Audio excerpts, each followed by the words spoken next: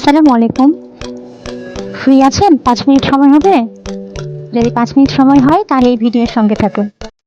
এই ৫ মিনিটে আমি আপনাদেরকে একটা খুব সুন্দর জায়গা সম্পর্কে একটু ধারণা দিব।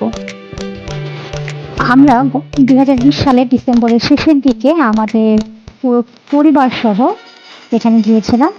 তো স্বাভাবিকভাবে আপনাদের দেখে যেটা মনে হতে পারে যে আমরা কোনো একটা নদীতে নৌকায় করে নৌবিহারে গিয়েছি। হ্যাঁ, আমরাও শুরুতে এমনটাই ভেবেছিলাম যে হয়তো এমনই কিছু একটা হবে। আর সেই ধারণাটা ভুল প্রমাণিত হয়েছে যখন আমরা আরো একটু ভিতরে প্রবেশ করেছি। আসলে সামনে যে আমাদের জন্য এত সুন্দর দৃশ্য অপেক্ষা করছিল এটা আমরা কেউই বুঝতে পারিনি। আমরা যতটা না আশা করেছি তার থেকে অনেক বেশি মুগ্ধ হয়েছি আসলে। তো এইভাবে নৌকার মধ্যে আমরা সবাই মিলে নিজেদের মতো করে সময় কাটাচ্ছিলাম, অনেক মজা করেছিলাম যে যার মতো করে। বাচ্চারাও অনেক আনন্দিত ছিল, কারণ চারিদিকে পানি আর পানি। তো তারপর যেটা হলো, সামনে যত আমরা এগোতে থাকলাম তত দেখছি অনেক সুন্দর দৃশ্য। মানে প্রাকৃতিকভাবে এত সুন্দর আমাদের বাংলাদেশ, এটা এখানে না গেলে আসলে আমরা বুঝতেই পারতাম না। এত সুন্দর, মানে চারিদিকে পানি আর পানি, তার মাঝে ঘন সবুজ, আপনার হচ্ছে পাহাড়, চর, হ্যাঁ, সাথে আকাশের নীল রং, সব মিলেমিশে একাকার হয়ে অত্যন্ত সুন্দর একটা পরিবেশ সৃষ্টি করেছে। এতই সুন্দর যে আমি আসলে ভাষায় প্রকাশ করতে পারছি না। আপনারা যারা নিজের চোখে দেখেছেন কিংবা দেখবেন ভবিষ্যতে, তারাই আসলে বুঝতে পারবেন যে আমি কেন এত উচ্ছ্বসিত হয়ে প্রশংসা করছি।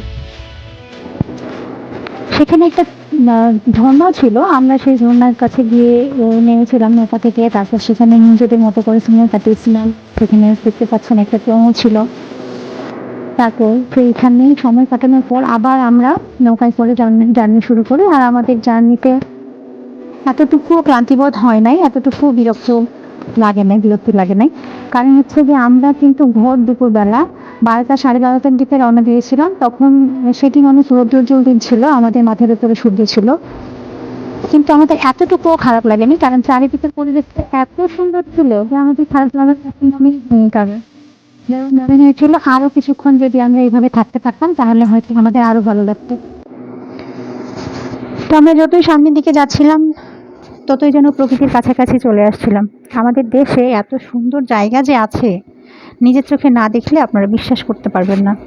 আমি কিন্তু এখনো আপনাদেরকে জায়গাটার নামই বলিনি, তাই না? বলছি, আগে একটু প্রশংসা করে নিই, তারপর বলছি। যারা প্রথমবার সমুদ্র সৈকত দেখে এসেছেন এবং দ্বিতীয়বার ভাবছেন ঘুরতে যাওয়ার জন্য, তো তাদের কাছে আমার পরামর্শ থাকবে যে প্লিজ একবার হলেও এইখান থেকে ঘুরে আসবেন। এই জায়গাটা যে এত সুন্দর, যারা প্রকৃতি পছন্দ করেন আমি নিশ্চিত তারা যাওয়ার পর আমাকে একটা ধন্যবাদ দিতে ইচ্ছে করবে তাদের। এত সুন্দর একটা জায়গা ভাবাই যায় না।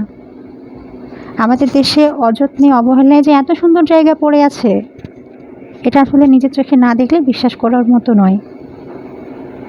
দেখতেই পাচ্ছেন আকাশের নীল রং আর পানির নীল রং যেন এক হয়ে গিয়েছে। এত সুন্দর। আমি আসলে যতটা না ক্যামেরাবন্দি করতে পেরেছি, জায়গাটা বাস্তবে তার থেকে অনেকটা বেশি সুন্দর। তো সারাটা দুপুর আমরা এভাবে নৌকায় করে প্রাকৃতিক সৌন্দর্য দেখতে দেখতেই কাটিয়েছি। তারপর পরন্ত বিকেলের দিকে প্রায় ৪টা, ৪:৩০ হবে, তখন আমরা সেখানেই লাঞ্চ করেছি। আপনারা ভাবতেই পারবেন না যে এত সুন্দর একটা তো এই জায়গাটি কিন্তু রাঙামাটি জেলায় অবস্থিত। এই জায়গার নাম হচ্ছে কাপ্তাই হ্রদ। একবার হলেও ঘুরে আসবেন, অনেক সুন্দর একটা জায়গা। আমাদের বাচ্চারা তো অনেক অনেক মজা করেছে সেখানে, আমরা বড়রাও কিছু কম করিনি। মানে গেলেই মন ভালো হয়ে যাবে, এমন একটা সুন্দর জায়গা সেটা। আমাদের দেশে এত সুন্দর জায়গা আমি আগে কখনো দেখিনি, তাই আসলে আমি বারবার আপনাদের কাছে এর প্রশংসা করছি। তো একবার হলেও আপনারা চেষ্টা করবেন এখান থেকে ঘুরে আসার। আমরা আসলে আমাদের মন ভরেনি, আমরাও সুযোগ পেলে আবার যাব, এরকম একটা ব্যাপার। তা আমাদের যেহেতু ফিরে আসার ছিল এবং আমরা অনেকেই ছিলাম একসাথে, যার কারণে আমাদেরকে খুব তাড়াতাড়ি চলে আসতে হয়েছিল। ধন্যবাদ।